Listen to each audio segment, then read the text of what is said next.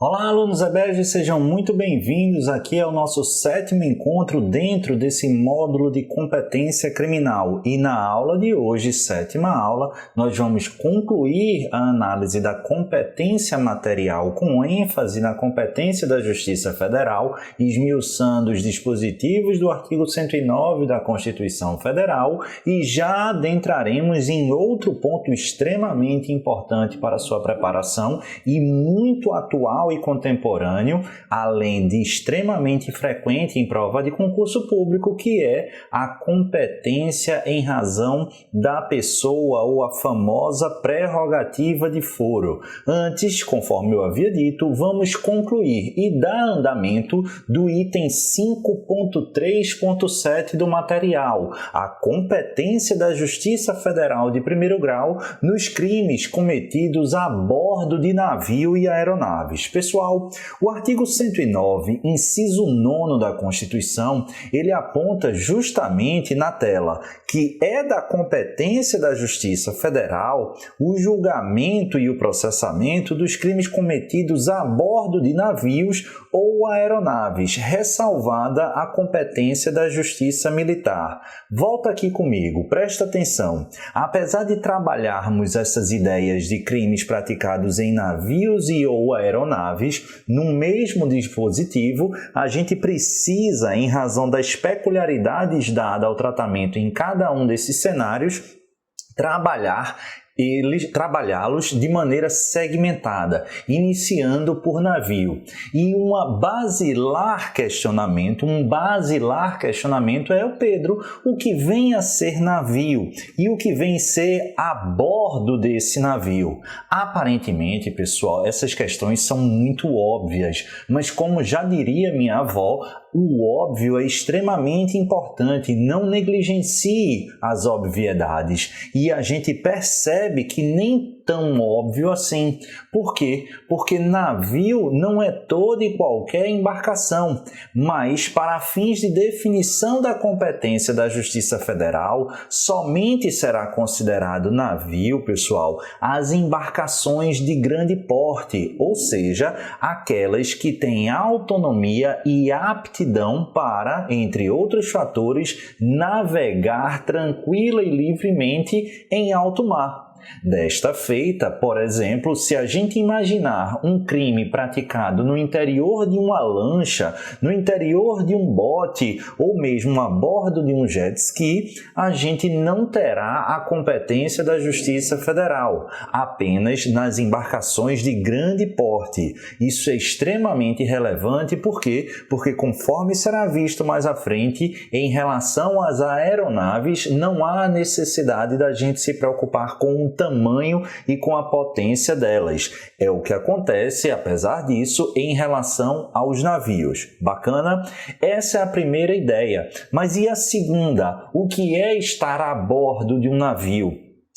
Pessoal, a ideia do Constituinte aqui é tratar a Constituição, ou melhor, tratar a competência da Justiça Federal para aqueles crimes praticados dentro do navio. Se o crime, em tese, for praticado nas iminências externas desse navio, ou mesmo naquela rampinha da subida de acesso, a gente não estaria tecnicamente a bordo do navio, razão pela qual a competência não seria da Justiça Federal. Então perceba, somente nisso aqui, crimes cometidos a bordo de um navio, a gente já tem duas conclusões. O que é a bordo no seu interior, aí não incluindo as cercanias, as proximidades desse navio. E dois, na literalidade, o que vem a ser navio são embarcações de grande porte, tida e interpretada como aquelas com aptidão de navegar tranquila e ordinariamente em alto mar. Bacana? Tranquilo?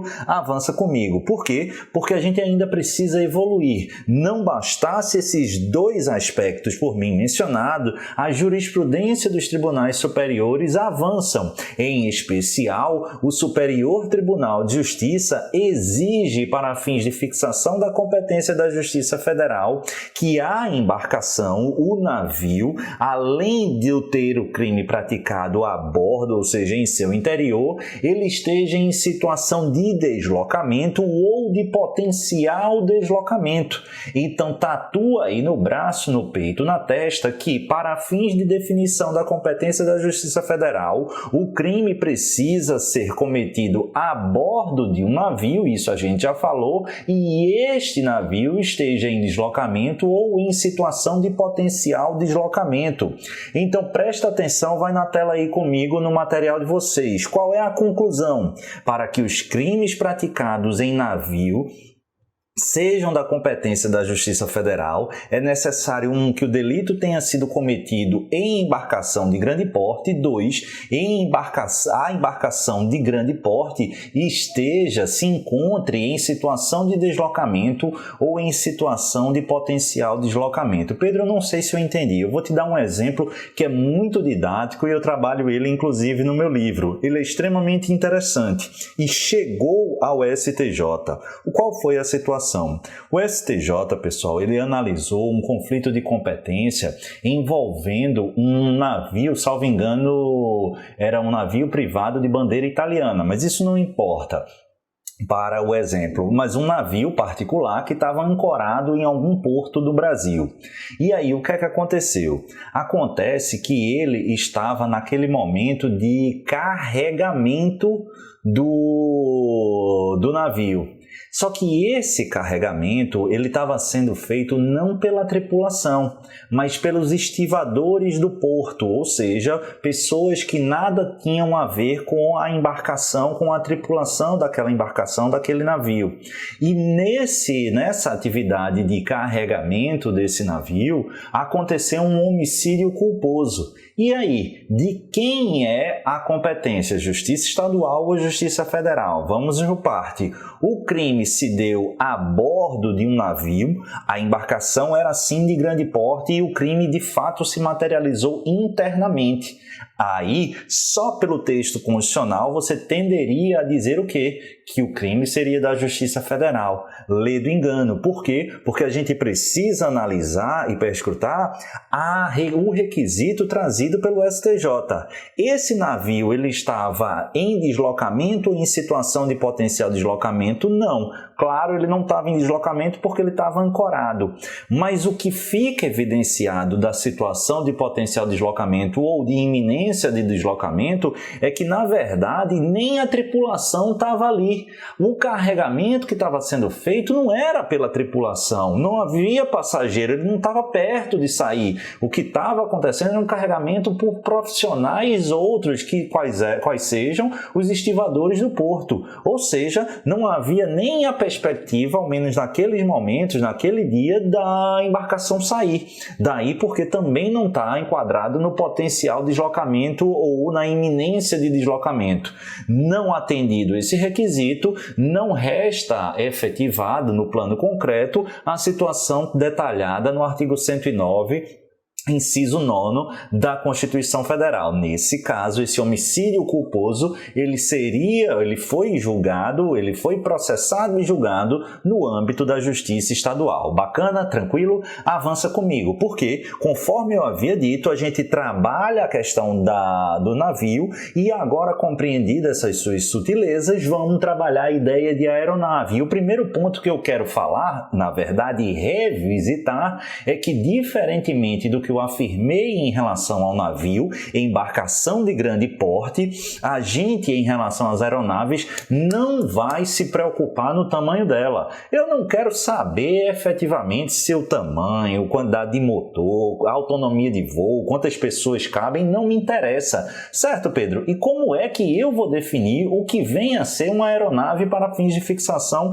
da competência da Justiça Federal? A boa notícia é que você não precisa. O Código da Aeronáutica já faz isso. Na tela, o artigo 106 da Lei 7565 diz que considera-se a aeronave todo aparelho manobrável em voo que possa sustentar-se e circular no espaço aéreo mediante reações aerodinâmicas, apto a transportar pessoas ou coisas. Então, analisando o conceito do artigo 106, pouco pouco nos interessa a quantidade de pessoas, o tamanho, a autonomia de voo, basta que seja um aparelho manobrável em voo e que possa se sustentar e circular no espaço aéreo mediante reações aerodinâmicas. Nesse contexto, nós já temos um conceito de aeronave. Avança aqui comigo, porque eu quero que você preste muita atenção. Quando a gente falou em navio, eu falei que precisava ser a bordo do navio, o navio uma embarcação de grande porte e que o STJ ainda exigia situação de deslocamento ou potencial deslocamento. Será que esse requisito jurisprudencial ele também deve ser observado aqui? Cuidado, tá? Porque grande parte de alunos que são submetidos a alguns testes, alguns simulados que eu faço, sobretudo aqueles que eu acompanho mais de perto, eles se atrapalham aqui. De maneira acertada, eles assimilam essa ideia desse requisito jurisprudencial de situação de deslocamento ou potencial deslocamento do navio. Só que tendem a replicar essa exigência em face das aeronaves, quando o STJ não faz. Ou seja, em relação às aeronaves, pouco importa se a aeronave está estacionada, está fixada em solo, se está na iminência de voar, se não está, se está parada, se está em voo, pouco importa. Foi no interior da aeronave, competência da Justiça Federal, diferentemente do que a gente viu para os navios, beleza? Então vai aí para o seu material, nesse slide. E se a aeronave estiver em solo e não em voo? Diferentemente do navio ancorado, em que não há potencial deslocamento e a competência da Justiça Estadual, no caso de avião pousado, se o crime se materializar no seu plano interno, a bordo desse avião, independentemente de qualquer outra circunstância, a competência será da Justiça Federal. Bacana, tranquilo, fez essa diferenciação. Se você colocar na sua cabecinha as diferenças entre crime praticado a bordo de navio e a bordo de aeronave, estamos muito tranquilos. Só que vai ter uma questão, de certa forma inusitada, mas que chegou ao Superior Tribunal de Justiça e aí tem cara de prova justamente por ela ser sui generis. Imagine se seu examinador ele faz: doutor, você sabe qual é a diferença para fins de fixação de competência da Justiça Federal, da Justiça Estadual para os crimes praticados a bordo de navio ou a bordo de aeronave? E aí você fala tudo isso que eu já comentei aqui com vocês. E aí, ao fim e ao cabo, ele faz: muito interessante a sua definição de aeronave. E aí, gostaria que o senhor trabalhasse um exemplo aqui. Vamos imaginar que Joãozinho matou Maria a bordo de um balão. Esse crime será da Justiça Estadual ou da Justiça Federal? Em princípio, a gente já assusta. Primeiro, porque é extremamente inusitado um homicídio ou um crime qualquer praticado num balão. Eu, pelo menos, nunca andei de balão, morro de medo de altura e não sei se eu vou ter coragem algum dia, acredito que não, mas se você já tem coragem ou se você já teve essa experiência ou tem vontade, pouco me interessa. Mas imagina o teu examinador, mais medo do que ir voar de balão, eu tenho que o seu examinador pergunte isso para você.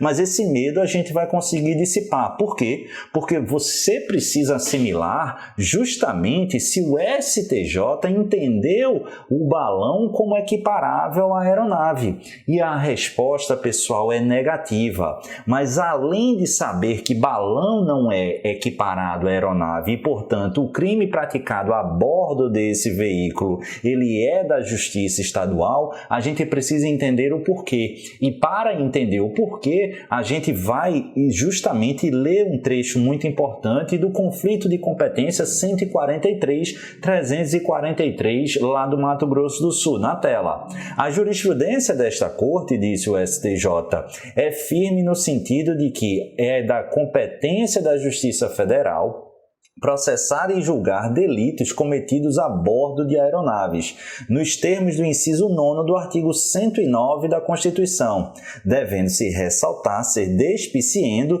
se a aeronave encontra-se em solo ou sobrevoando. Na verdade, esse é um trecho o que eu quero falar, na verdade, é esse julgado aí desse conflito de competência 143.400 de São Paulo. Continuando no próximo slide, o artigo 106 da Lei 7565 estabelece que A aeronave é, abre aspas, todo aparelho manobrável em voo que possa sustentar-se e circular no espaço aéreo mediante reações aerodinâmicas, apto a transportar pessoas ou coisas. Volta aqui para mim, pessoal. Aqui é que está justamente a ideia do balão não se amolda a esse conceito do artigo 106. Primeiro porque o balão não é, de acordo com a doutrina e com o julgado do STJ, um aparelho manobrável em voo, e sim um aparelho controlável em voo. Tem uma diferença técnica aí.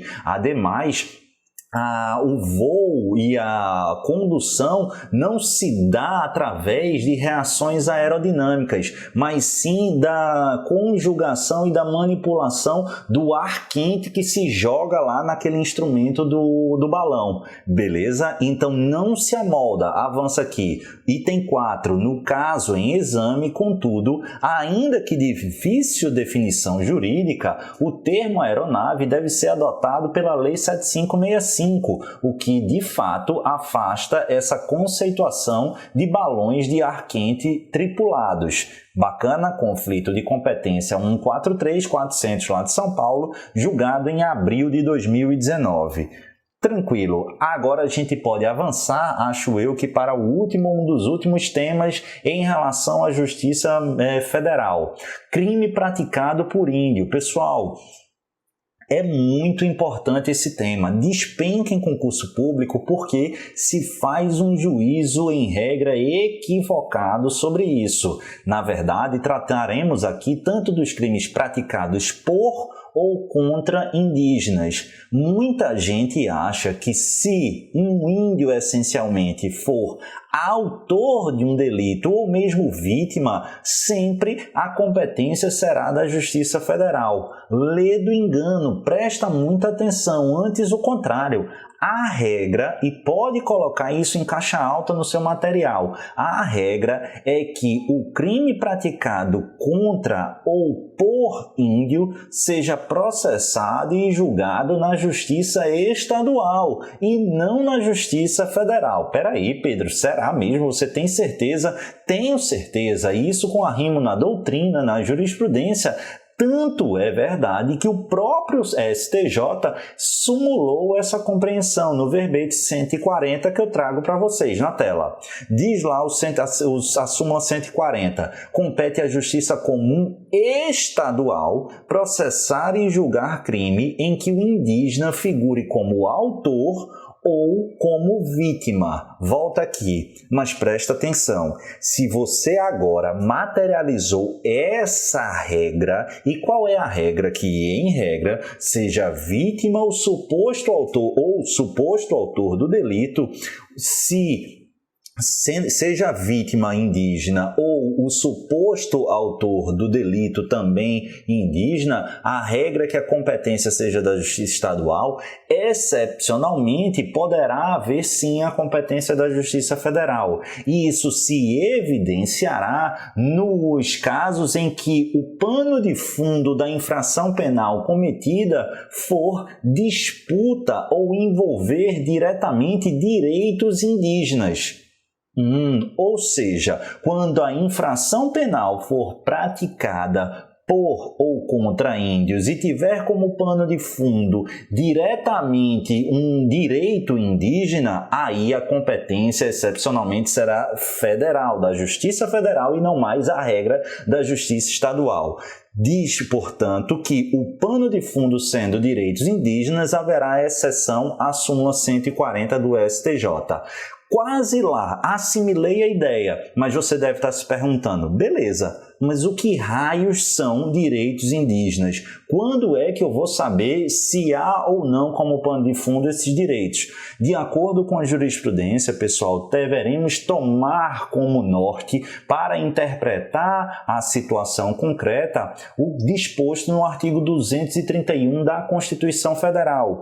De acordo com esse dispositivo na tela, são reconhecidos aos índios sua organização social, costumes, línguas, crenças e tradições, e os direitos originários sobre as terras que tradicionalmente ocupam, competindo a União demarcá-las, proteger e fazer respeitar todos os seus bens. Então vem aqui, preste atenção, algo que é extremamente frequente e infelizmente são crimes praticados contra indígenas como pano de fundo de disputa de terras por eles ocupadas tradicionalmente. Perceba, o pano de fundo aqui são direitos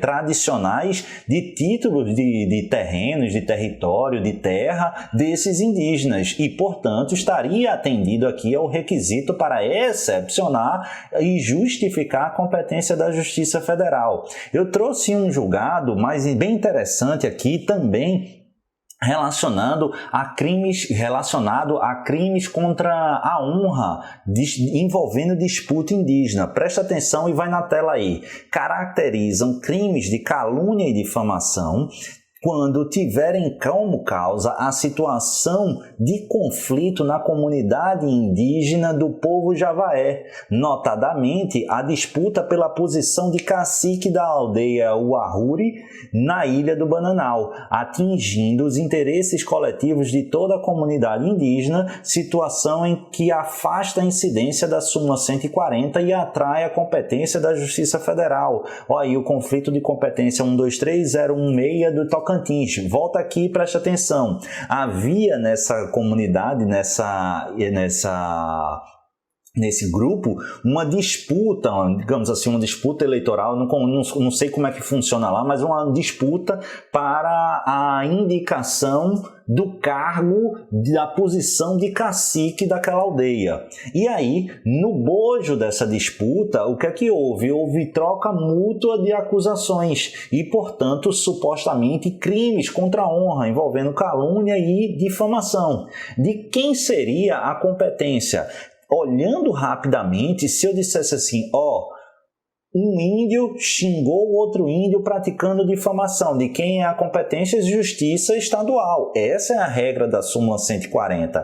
Só que aqui a gente precisa prestar atenção no pano de fundo. E o pano de fundo era justamente um processo, eu vou botar processo eleitoral, mas um processo de escolha, um processo de indicação da posição de cacique daquela aldeia, envolvendo, portanto, como pano de fundo, direitos consagrados daquela comunidade indígena. Daí porque a justificativa de exceção ou de excepcionar a súmula 140, indicando a competência da Justiça Federal. Então fica muito esperto, porque eu tenho certeza que vai cair em prova a seguinte ideia: de quem é a competência para processar e julgar um crime de difamação entre dois indígenas, praticado por um índio 1 e um índio 2, e contra o índio 2. Aqui, pessoal, o que é que vai acontecer? Você primeiro, se só tivesse informação, aplica a súmula 140. Vai dizer, portanto, que é competência da Justiça Estadual.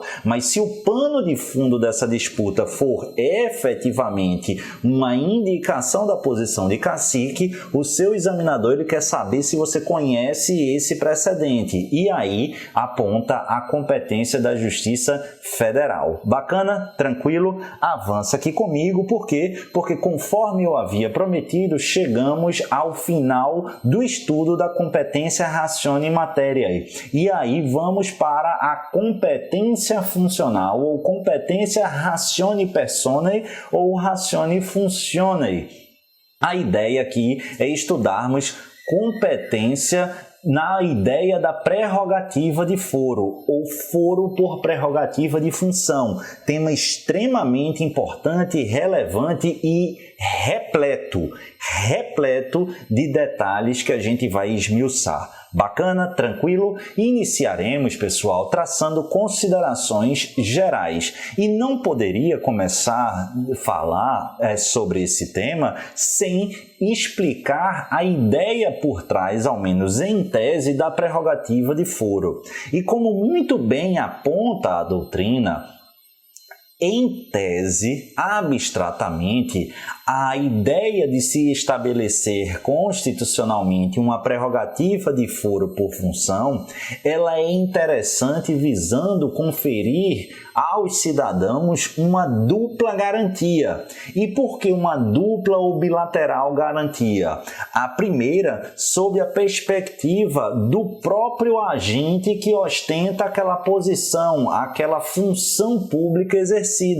Por quê? Porque se de um lado ele já coloca para julgar eventuais práticas criminosas por ele cometidas ou supostamente por ele cometidas perante um órgão colegiado, retirando, por exemplo, algumas instâncias, se eu sou deputado federal, eu já sou julgado no Supremo Tribunal Federal. Então, portanto, eu abro mão de ser julgado pela primeira instância, pela segunda instância e somente depois pelas instâncias extraordinárias. Já começo no órgão de cúpula, já começo no Supremo Tribunal Federal.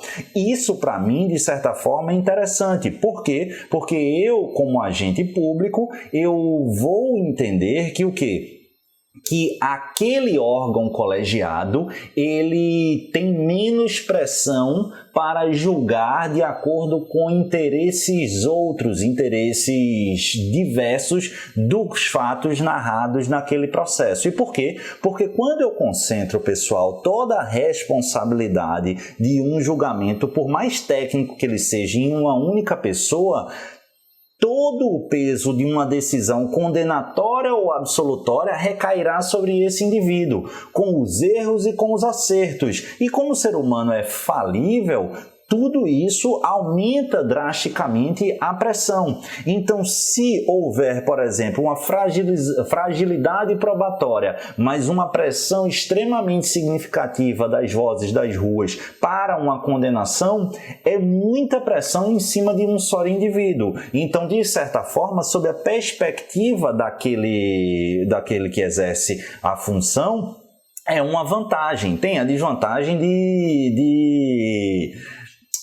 você, entre aspas, abrir mão da primeira e da segunda instância no meu exemplo. Mas também sobre a perspectiva da sociedade é algo extremamente interessante. Por quê? Porque, de outro modo, imagine aqui eu como um deputado federal muito influente, cheio de poder na minha localidade lá, na minha base, se eu for julgado por um juiz lá, na perspectiva desse juiz, ou desse agente público, melhor dizendo, eu posso usar toda a minha influência para pressionar aquele que vai julgar. Ao passo que quando a gente está diante de um órgão colegiado, a gente dissipa esse poder de influência. Eu não consigo colocar toda a minha influência e pressão sobre um juiz, já que vai ser um colegiado de vários juízes, vários julgadores que terá a responsabilidade de julgar. Então perceba, em tese há uma justificativa, há uma plausibilidade e passa até mesmo a ser interessante, dando uma certa garantia maior para o titular da função, bem como também para a sociedade, que o movimento inverso de o jogo de influência dessa autoridade em cima de um julgador vai ser muito mais difícil fazê-lo em uma pluralidade de julgadores. Então passa a ser, sob essa perspectiva, interessante. E por que eu quero falar e por que eu escolhi falar disso antes? Por quê? Porque a ideia de uma prerrogativa e uma prerrogativa vinculada a um cargo público, ela por si só, ela não é anti-isonômica, ela não é anti-republicana, ela não é essencialmente negativa. Essa é uma perspectiva justa. No entanto, no plano concreto, no exercício do dia a dia, essa vantagem ou essa situação que em tese poderia ser interessante, ela pode ser desvirtuada. E foi fundamentalmente isso que a gente percebeu aqui no Brasil. Uma excessiva utilização, um gigantesco elastecimento das situações abarcadas pela prerrogativa de foro em todos os âmbitos, municipal, estadual e no plano federal, que culminaram com um sentimento de impunidade, prerrogativas confundindo com impunidade, que os processos criminais não andavam, que muitas vezes culminavam na declaração da extinção da punibilidade em razão da prescrição, em especial por conta da morosidade, entre outras situações. Então, resumidamente, a ideia pode ser interessante de prerrogativa, ela por si só ela não é anti-isonômica, mas diante de uma hiperbolização de sua utilização extremamente indevida, conforme a gente vai ver, o Supremo Tribunal Federal foi instado a se manifestar e, mais recentemente, no julgamento da questão de ordem da Ação Penal 937, restringiu fundamentalmente a aplicação dessa prerrogativa de foro. Tudo isso a gente vai estudar detida e didaticamente com muita calma, passando pela evolução da jurisprudência do Supremo Tribunal Federal. Bacana? Tranquilo? Antes, no entanto, da gente aprofundar nessas peculiaridades e mesmo nesse histórico e da evolução da jurisprudência da Suprema Corte sobre esse tema, é imprescindível fazer algumas observações. Observações essas que, aliás, algumas delas já foram mencionadas e apreciadas em módulos anteriores do nosso curso, mas que vale nesse momento rememorar. Por exemplo, a primeira observação é que essa prerrogativa de foro, ela vai e deve ser analisada e observada não apenas em relação à ação penal propriamente, mas sim à persecução criminal. E lembra, a persecução penal ela é dividida em dois braços, o braço investigativo, administrativo e, posteriormente, o braço processual e judicial. Em relação a esse segundo, indubitavelmente haverá incidência da prerrogativa de foro se preenchidos os requisitos. Mas o que eu quero que você atente é que essas autoridades públicas que gozam na prática da prerrogativa de foro terão a sua incidência desde a fase investigativa, ou seja, de acordo com o Supremo Tribunal Federal, aquelas autoridades que gozam de foro por prerrogativa de função no STF, por exemplo, Senado, o senador da República, um deputado federal, entre outros, para que sejam criminalmente investigados, precisam de prévia autorização de um ministro relator. Por isso que não raro vocês se deparam aí, tem tanta notícia aí que o ministro fulano de tal autorizou a abertura de investigação em face da autoridade Y.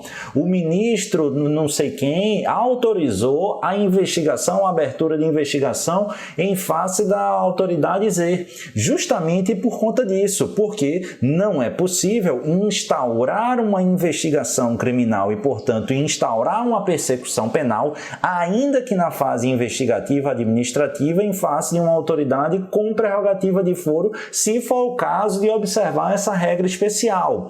Aí, até aqui é tranquilo. A gente entra na segunda polêmica, que essa aqui há uma divergência. Por quê? Porque para o Supremo Tribunal Federal, além da autorização da abertura de investigação, se a polícia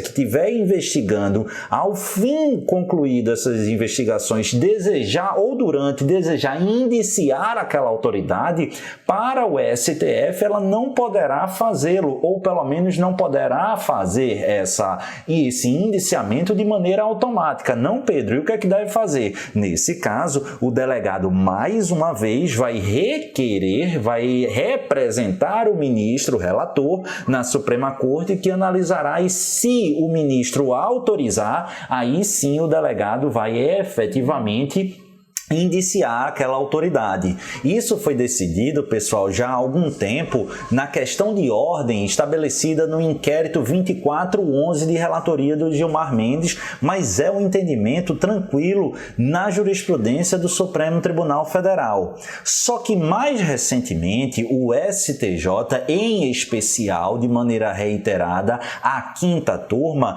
abriu uma divergência. E a divergência no sentido de que, olha, para instaurar investigação criminal, é imprescindível a autorização do ministro relator nos casos de foro por prerrogativa de função. Mas para indiciar, o indiciamento não precisa de uma nova autorização. Ou seja, se houver autorização para a investigação em desfavor de uma autoridade com prerrogativa de foro, a polícia pode se entender cabível indiciar, independentemente de nova autorização específica do ministro relator. Esse é um entendimento da quinta turma. Perceba, o Supremo ainda, pelo seu órgão plenário, mantém aquele primeiro entendimento de que precisa de autorização para abrir investigação e para indiciar. O STJ, em especial na sua quinta turma, vem sinalizando em posição contrária. A gente tem aí a sinalização de uma divergência. Cuidado, porque eu tenho visto mais recentemente alguns doutrinadores dizendo que o Supremo Tribunal Federal teria agasalhado esse entendimento da quinta turma do STJ, e não é verdade. O que aconteceu é que mais recentemente, no ano de 2018, o ministro Luiz Barroso, do Supremo, ele manifestou monocraticamente essa decisão. No inquérito lá, agora eu não me recordo, mas que investigava o então presidente Michel Temer, naquele esquema de que ele teria supostamente favorecido algumas empresas que atuavam no sistema portuário naquele famoso decreto dos portos, em 2017.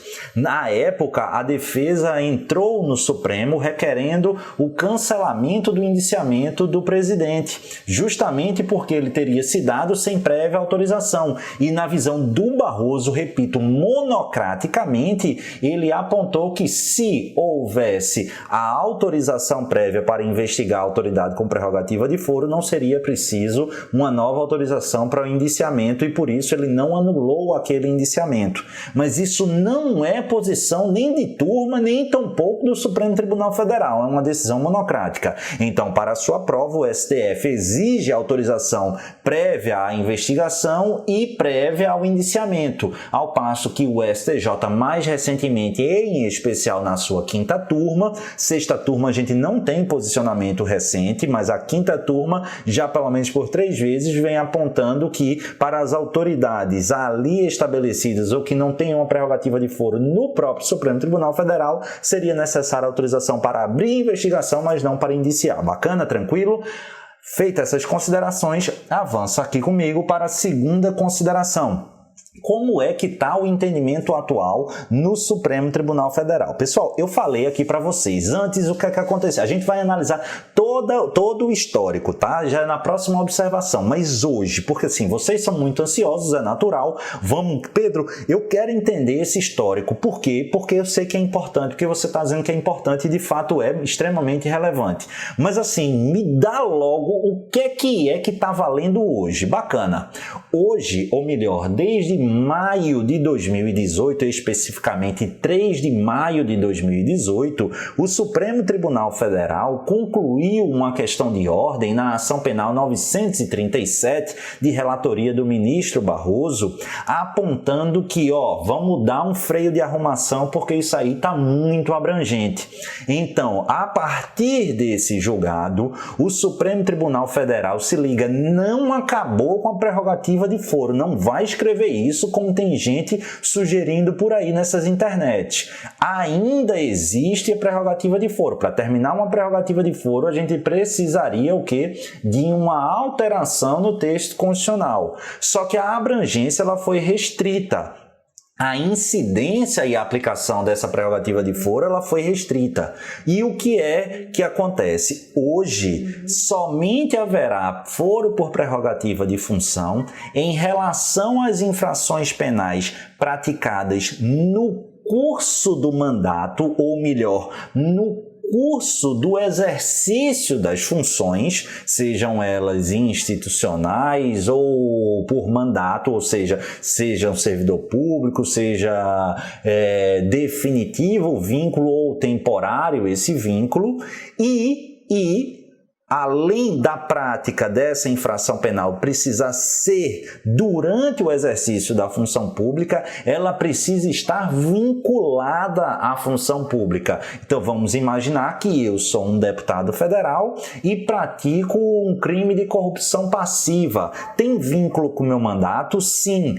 Foi durante o curso do meu mandato? Sim. Quem é que vai me julgar? Supremo Tribunal Federal. De outra sorte, vamos imaginar que ainda como deputado, no curso do meu mandato, eu chego em casa, hipoteticamente, tá? Porque eu nem seria deputado e tampouco faria isso, mas aí eu espanco a minha esposa, eu faço uma agressão contra a minha esposa.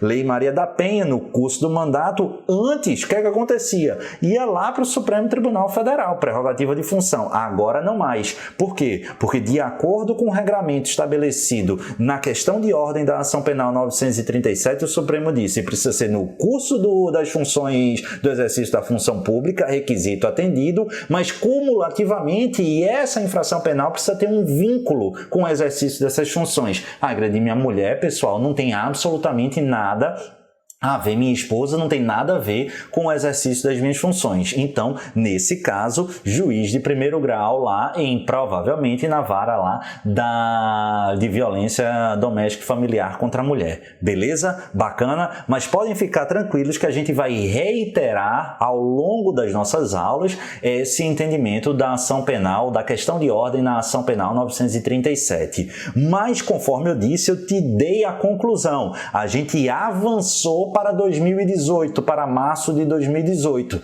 Só que vamos, como diria antigamente, rebobinar a fita. Vamos voltar. Por quê? Porque eu preciso, e aqui não é vaidade acadêmica, eu preciso que a gente analise a evolução. Mas, Pedro, por quê? Porque isso aqui vai ser importante para provas dissertativas e provas orais e para que você entenda e não simplesmente decore.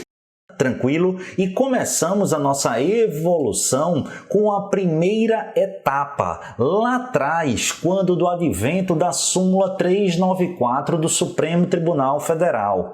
E o que é que essa súmula 394 do STF ela materializava? Ela, em outras palavras, materializava aquilo que a doutrina e a própria jurisprudência trata como regra da contemporaneidade. Por quê? Porque perceba, o que é que a súmula 394 diz na tela? Cometido o crime durante o exercício funcional, prevalece a competência especial por prerrogativa de função, ainda que o inquérito ou a ação penal sejam iniciados após a cessação daquele exercício. Volta aqui e presta atenção. Quando eu falo em regra da contemporaneidade, é porque para fins de análise da aplicação e da observância ou não da prerrogativa de foro, a questão, a indagação a ser feita é, olha, quando esse agente cometeu essa infração penal, ele exercia as funções públicas que dão ensejo a essa prerrogativa de foro? Se a resposta fosse positiva, ato contínuo teríamos a incidência da prerrogativa de foro, sempre tomando como exemplo, a título de ilustração, o deputado federal. Pedro, e as outras autoridades? A gente vai estudar tudo isso lá na frente, só estou para ilustrar, porque deputado federal a gente sabe a prerrogativa de foro no STF. Então, vamos imaginar que antes da diplomação, o deputado federal tenha cometido um delito. Foi diplomado, ele tem ou não tem a incidência da prerrogativa de foro? Nesse primeiro momento, não, porque a regra da contemporaneidade só contempla os crimes praticados desde a diplomação, independentemente de quando fosse instaurada a investigação ou eventual ação penal. Bacana? Tranquilo? Pedro, precisava ter vinculação com o exercício das funções? Não. A gente vai ver, pessoal, que aquela conclusão extraída na questão de ordem da ação penal 937 é a regra da contemporaneidade, só que ainda mais restrita no seu alcance, porque exige o vínculo funcional. Mas isso a gente vai ver. Essa súmula 394, ela durante muito tempo ela foi válida, ela foi aplicada aplicada. Só que num segundo momento, pessoal, no julgamento do inquérito 656, no próximo slide vocês estão vendo aí, houve o cancelamento dessa súmula 394. E por que houve esse cancelamento? Porque, pessoal, de acordo com o Supremo Tribunal Federal, o que é que nós teríamos aqui? Nós teríamos uma deturpação do espectro constitucional. Por exemplo, a Constituição indica que o Supremo Tribunal Federal processará e julgará as infrações penais praticadas pelos membros do Congresso Nacional. Só que a aplicação literal e automática dessa súmula 394 permitiria que o Supremo analisasse investigação e processo criminal de quem não mais pertencesse ao Congresso Nacional. Afinal, a regra da contemporaneidade só se preocupava com o momento da infração. Se um deputado abrisse mão do mandato ou não se reelegesse e voltasse, entre aspas, para a planície, o processo permaneceria lá. E aí, dentre outros vários argumentos, aí o que é que aconteceu? O Supremo disse, não, essa súmula 394 não tem mais razão de ser. E no inquérito 656, a súmula foi cancelada. E aí veio um terceiro momento, que eu sempre apelidei e continuo apelidando, não eu, né? Boa parte da imprensa, mas eu me valho desse apelido, a Lei Presente de Papai Noel. Como assim, Pedro? Lei Presente de Papai Noel, a Lei 10.628 de 2002. E o que é que essa lei fez? Essa lei, pessoal, alterou o Código de Processo Penal para reativar, num movimento claramente de reação legislativa, a súmula 394. Basicamente, ela estabelecia dentro do plano legal, dentro do Código de Processo Penal, a regra da súmula 394, a regra da contemporaneidade, após o Supremo entender e concluir que aquele regramento, aquele tratamento seria inconstitucional. E mais, a súmula 10.628 ainda acrescentou, isso aí vocês estudam, mas isso é inconstitucional, também foi reconhecido inconstitucional, uma hipótese de prerrogativa de foro para ações de improbidade, o que viola gritantemente o texto constitucional, que somente prevê em relação a infrações penais a prerrogativa de foro. Bacana, certo, Pedro? Mas por que presente de Papai Noel? Porque essa lei 10.628 ela foi sancionada e justamente publicada no dia 24 de dezembro de 2002. E aí, historicamente, se você pegar, é na iminência da troca de gestões presidenciais de 2002 para o novo presidente em 2003. Daí porque ela ficou conhecida como presente de Papai Noel. Vários parlamentares que atuavam até aquela legislatura não se reelegeram e, com base nessa lei, nessa alteração legal, eles permaneceriam com o foro garantido, a prerrogativa de foro garantida.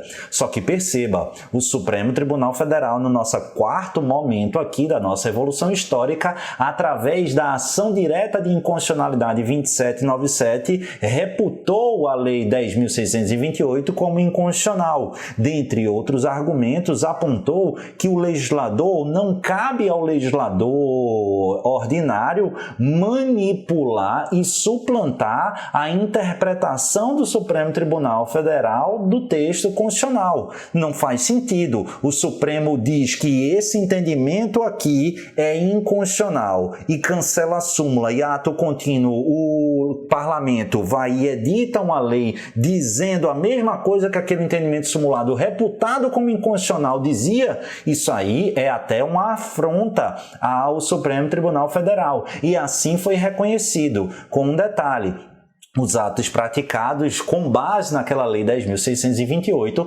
foram entendidos como válidos pela Suprema Corte, ou seja, a inconstitucionalidade só operou a efeitos ex nunc, não retroagindo. Bacana? Tranquilo? Esse é o panorama da regra da contemporaneidade, certo, Pedro? Então, nesse quarto momento, com o julgamento da ADI 2797, a gente rompe com o paradigma, pelo menos até esse momento, de quê? Da contemporaneidade. E qual é que passa a ser a regra? A regra, pessoal, doutor, doutora, passa a ser a regra da atualidade. E o que é que diz essa regra da atualidade, Pedro? Fundamentalmente, você deve se questionar se o titular da prerrogativa de foro, ele atualmente, não importa quando foi que se deu a infração, mas se ele atualmente, ele exerce as funções.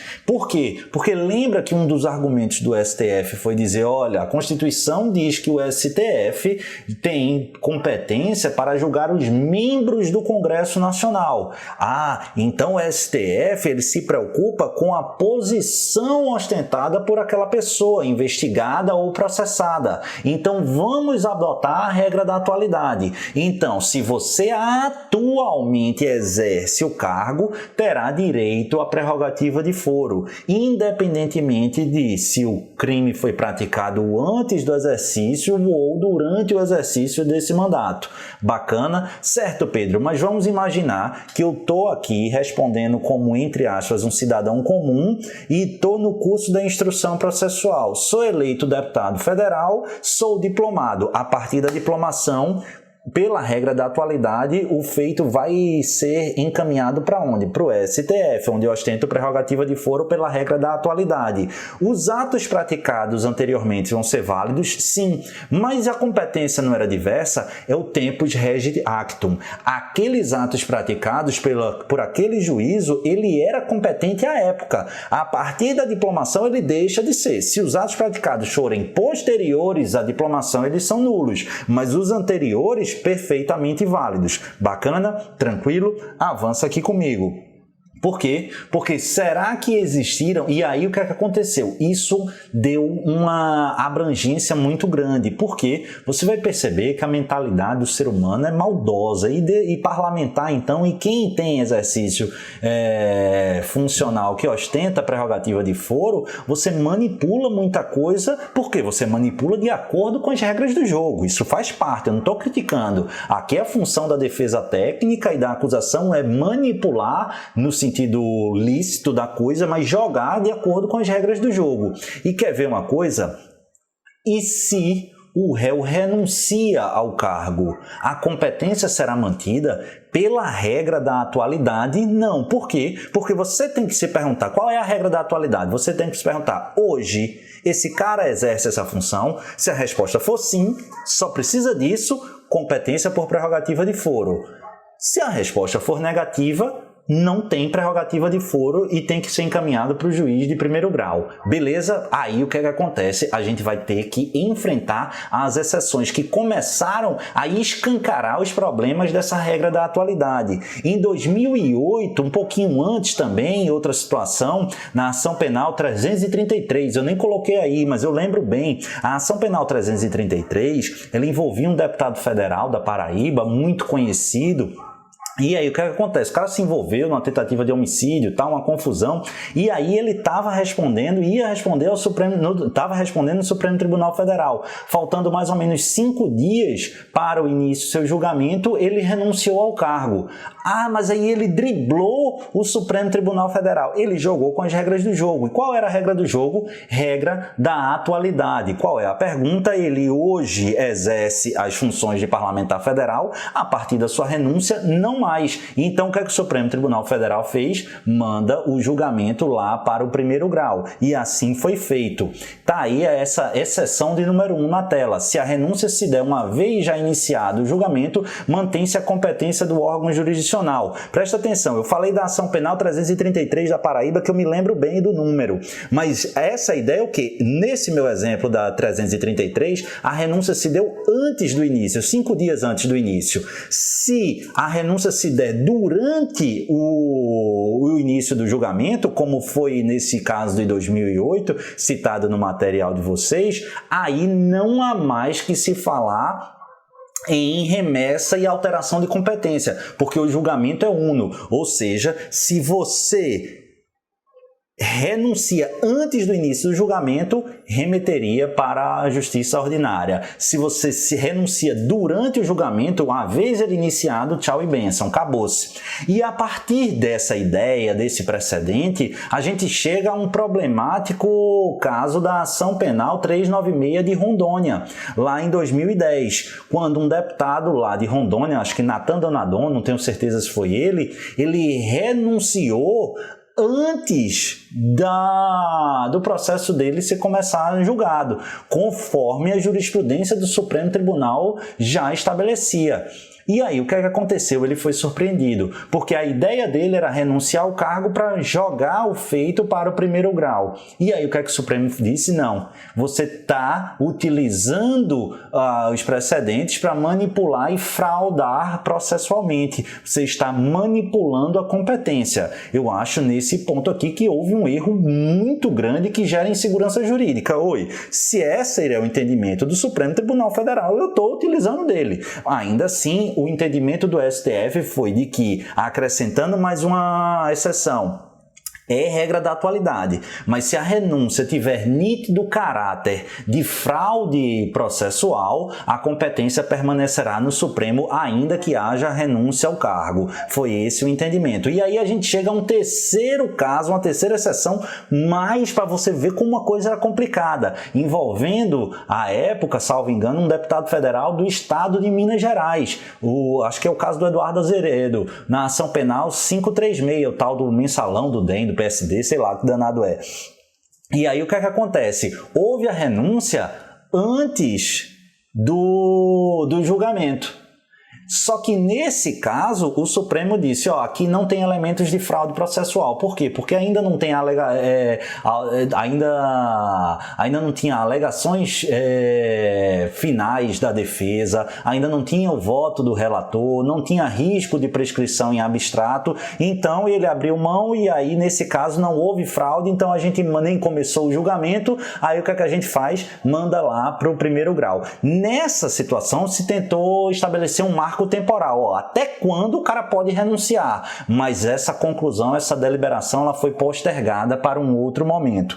E aí vamos ver que a gente tem uma exceção número 4, a última que eu vou trabalhar aqui com vocês, que é mais uma vez uma questão de ordem envolvendo um senador de Minas Gerais, Clésio Andrade, na ação penal 606. Mas aí qual foi? Isso aqui eu acho julgado da primeira turma. Uma das turmas firmou o seguinte, olha, o marco temporal, a conclusão da instrução processual. Você tem para renunciar até a conclusão da instrução processual. Se você renuncia até o final dessa instrução, o processo vai para a primeira instância. Mas se a renúncia se der posteriormente a essa instrução processual penal, você perde o cargo, mas o julgado permanece no Supremo Tribunal Federal, mantém-se a competência. Aqui é o embrião daquilo ou da regra que é hoje estabelecida, vigente, que foi fixada em 2018, em maio de 2018,